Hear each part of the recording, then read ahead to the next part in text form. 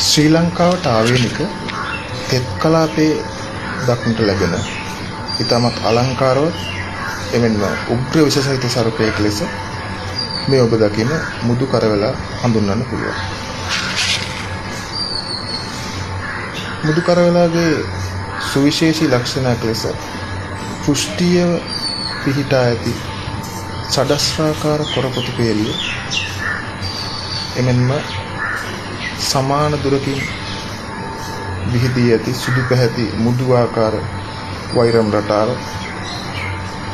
සහ පැහැදිලි ගෙලක් හඳුනාගත නොහැකි වීම විශේෂ ලක්ෂණයක්. අවසනාවන්ත ලෙස මෙම සර්පයා හමු වන විට මිය ගොස් තිබුණා. ඔබට මේ පැහැදිලිව දැක්ගත හැකි සඩස්රාකාර කොරපොතු